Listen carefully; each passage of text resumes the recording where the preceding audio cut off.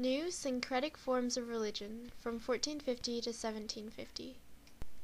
The increase in interactions between newly connected hemispheres and intensification of connections within hemispheres expanded the spread and reform of existing religions and created syncretic belief systems and practices. The cult of saints in Latin America. To a large extent, religious conversion to Christianity was forced upon the Indians in Latin America.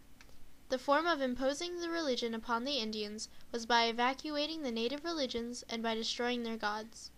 Most conversion occurred after the Council of Trent. The cults of the saints were a Catholic religious organization, and they tried to replace aspects of the native religion by incorporating characteristics of Christianity into the Indian lifestyle. They provided alternatives to the indigenous gods by replacing the previous gods with the images of saints. Another way of incorporating Christianity into the native lifestyle was by building cathedrals over pre-Catholic sites. For example, in Mexico City, a cathedral was built at Templo Mayor, where the Aztec emperor had once performed human sacrifices. The Spaniards lessened the importance of the gods in the indigenous religions and indirectly illustrated to the natives that Catholicism was superior.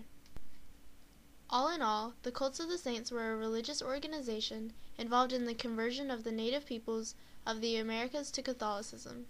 Through the indirect accounts of the cults of the saints implanting Catholic saints in the place of indigenous gods, and by their building of cathedrals over previous places of importance to native religions, the cults of the saints created a syncretic belief system.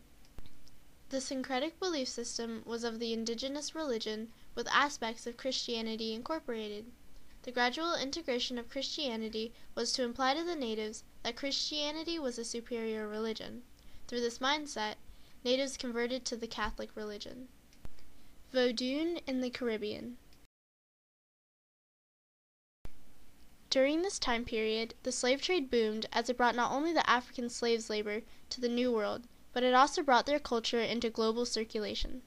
Many slaves from the Atlantic slave trade ended up in the islands of the Caribbean to work on plantations, and one of these islands was Haiti. Once on the plantation, Spanish masters, with their promise to spread Catholicism, restricted any form of slave traditional worship. Only Catholicism was allowed. However, many of the Haitian African slaves continued to practice their traditional worship of the spirits, commonly called voodoo, in secret, as it gave them a sense of freedom. The African traditional voodoo incorporated the worship of various spirits that ruled every feature of life, from fertility to death. This practice sometimes included the symbols of altars and even human sacrifice. Because the slaves practicing this spiritual worship secretly were also practicing Catholicism, Protestantism, and other Christian religions with their masters, the Christian and traditional African voodoo began to blend and mix into what is now called Vodun, a syncretic religion. Many Christian symbols were accepted into the Vodun worship, including the use of candles, baptism, bells, and even the cross. The cross became a major symbol of Vodun, as it was cursed with charms and also used to ward off the evil spirits. Other similarities developed, as in the spirits having a resemblance to the many Catholic saints, and Christ resembled the respected view of traditional healers. Both African traditional voodoo and Catholicism were brought to Haiti during this period through the colonization of the New World, and as both arrived, not only did they change existing populations, but they also, through blending in commonalities, formed into the heavily accepted syncretic religion of Vodun. Sikhism in South Asia.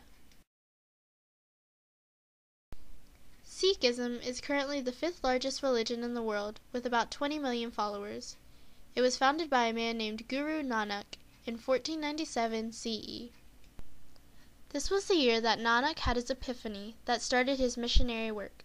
He was born into a Hindu family, therefore the Sikh religion has many Hindu influences. Nanak traveled all around Asia and Europe teaching. He never asked people to change religions, but just asked them to be true and honest to their religion. One of his main themes was how all people were equal, which split him from Hindus. There have been 10 gurus, or enlightened teachers, throughout history, with the last one dying in 1708. Like many other religions, Sikhism follows one true God. Their principal beliefs are faith and justice. They also believe that the pursuit of salvation comes through personal meditation and the message of God. Sikhs' holy scripture is the Guru Granth Sahib Ji. The majority of Sikhs live in a region called Punjab in northern India and Pakistan. Therefore, their traditions and teachings are heavily associated with the history, society, and culture of Punjab. Sikhism is a relatively new religion that, because of its location, has heavy influences and ties with other main religions surrounding it, such as Islam and Hinduism.